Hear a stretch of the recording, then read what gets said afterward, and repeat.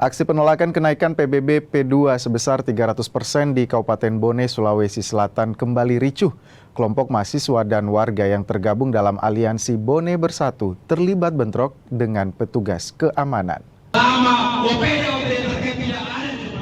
Unjuk rasa yang digelar di kantor Bupati Kabupaten Bone awalnya berjalan damai.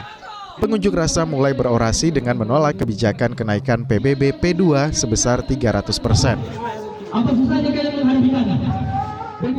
Kenaikan pajak PBB mereka nilai tidak rasional dan tidak berpihak ke masyarakat. Pendemo juga mengungkapkan kebijakan ini merupakan keputusan sepihak pemerintah Kabupaten Bone tanpa kesepakatan dan penetapan DPRD.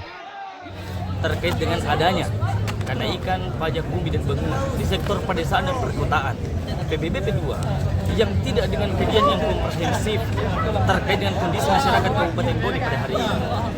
Kemudian tidak ada pembahasan bersama antara Pemda dengan DPRD terkait dengan persoalan penaikan PBB P2, sehingga kami menuntut untuk membatalkan kebijakan tersebut karena kebijakan tersebut itu kebijakan yang politis yang hanya dilakukan di satu pihak tanpa memberikan sosialisasi serta mengamini supremasi hukum di dalam konsep.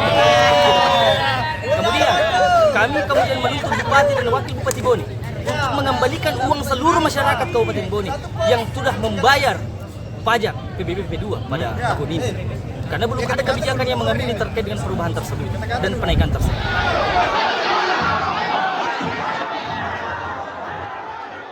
Situasi mulai memanas saat Bupati Bone tak kunjung menemui pengunjuk rasa. Upaya merangsek masuk ke kantor Bupati dicegah barikade Satpol PP dan polisi. Aksi saling dorong tak terhindarkan hingga berujung pelemparan ke blokade pengamanan. Aksi massa akhirnya berhasil dihalau petugas pengamanan.